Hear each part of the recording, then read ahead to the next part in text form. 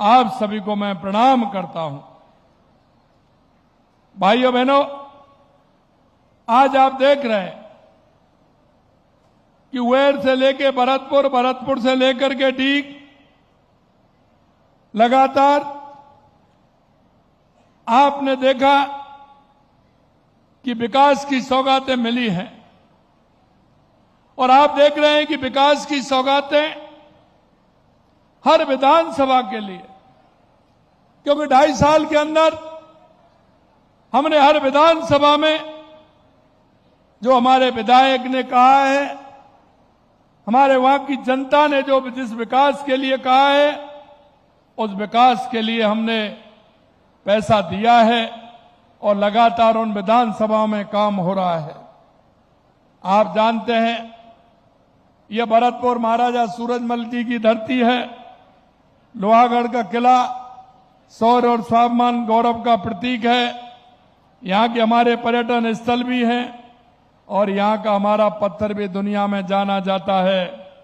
मित्रों, मैं आपको यही कहूंगा कि देश के यशस्वी प्रधानमंत्री नरेंद्र मोदी जी के नेतृत्व में जिस तरह से देश के अंदर विकास हो रहा है, गरीब कल्याण की योजनाओं से लेकर के विकास की योजनाएं आगे बढ़ रही हैं और युवाओं को जो मौका मिल रहा है, ऊर्जावान युवा किसी भी देश के विकास का इंजन होता है और आज आप देख रहे हैं लगातार हम युवाओं को सौगात देने का काम हम कर रहे हैं।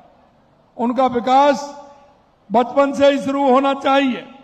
उनका कहना है कि बच्चों की शिक्षा उन्हें मिलने वाले सही संस्कार काफी हद तक तय करते हैं कि वे भविष्य में क्या बनेंगे और उनका व्यक्तित्व कैसा होगा। इस दृष्टि के साथ उन्होंने राष्ट्रीय शिक्षा नीति 2020 लागू की है। माननीय प्रधानमंत्री जी की प्रेरणा से हम बच्चों को गुणवत्तापूर्ण और सुलभ शिक्षा दे रहे हैं, उपलब्ध कराने के लिए अनेक स्तर पर प्रयास कर रहे हैं। इस बार के बजट में हमने संकल्प लिया था कि हम प्रदेश के कक्षा 1 से 8 तक के 40 लाख से अधिक जरूरतमंद विद्यार्थियों को निःशुल्क यूनिफॉर्म उपलब्ध कराएंगे। मुझे प्रसन्नता है कि आज गुरु पूर्णिमा के पावन अवसर पर और वैर की धरती से, भरतपुर जिले से उस संकल्प को धरातल पर उतारा जा रहा है। आज विद्यार्थियों को निःशुल्क यूनिफॉर्म की लिए डीबीटी करने की शुरुआत हुई है, जिसका फायदा प्रदेश के 40 लाख विद्यार्थियों को मिलेगा। हम चाहते हैं, क्योंकि हमारे प्रधानमंत्री जी कहते हैं कि जितना लाभ है उसको पूरा का पूरा लाभ हमारे उस व्यक्ति तक पहुंचना चाहिए। इसलिए कांग्रेस के समय में तो लोग ड्रेस देते थे, लेकिन हमने कहा कि वो ड्रेस खरीदेगा उसके खाते में सीधा पैसा देंगे और वो अपनी मर्जी से जैसी चाहे वैसी स्कूल की ड्रेस लेगा और उसके साथ किसी तरह की कोई गड़बड़ी नहीं होगी। लगभग 250 करोड़ रुपए सीधे बैंक खाते में ट्रांसफर किए गए हैं। मैं इससे लाभान्वित होने वाले सभी बच्चों और उनके परिवार को बहुत बहुत शुभकामनाएं देता हूं, बहुत बहुत बधाई देता हूं।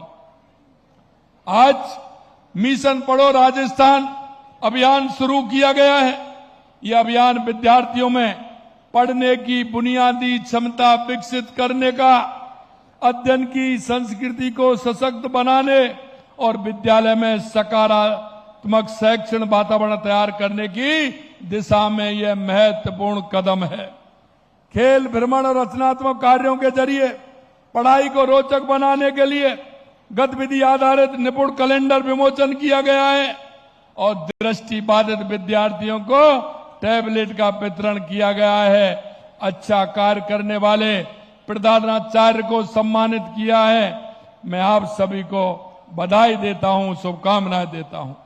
मित्रों, इसके अलावा आज प्रदेश में शिक्षा सुविधाओं के विकास से जुड़े 685 करोड़ रुपए के 2185 कार्यों का शिलान्यास किया गया है। इन कार्यों में डाइट सेंटर ऑफ एक्सीलेंस, छात्रावास, बालिका सैनिक स्कूल, विद्यालय भवन, प्रयोगशाला, विद्यालयों में विशेष योग्यजन विद्यार्थियों के लिए सुविधाएं आदि शामिल हैं। और इसके लिए हमने, आपने देखा है कि 685 करोड़ रुपए का आज हमने इस कार्य को प्रारंभ किया है। साथियों, हमारा संकल्प है कि यह क्षेत्र आधुनिक आधारभूत संरचना, शिक्षा, स्वास्थ्य और सेवाएं, पर्यटन और निवेश को दृष्टि से अग्रणी बने। इसलिए आज हमने इसी संकल्प के साथ भरतपुर और डीग जिलों को लगभग 1200 करोड़ रुपए के विकास कार्यों की सौगात आज भरतपुर और डीग जिले को मिली है।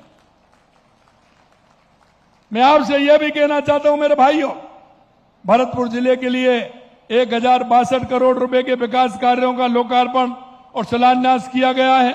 आज मुझे खुशी है कि भरतपुर की जनता को 223 करोड़ रुपए से अधिक के महत्वपूर्ण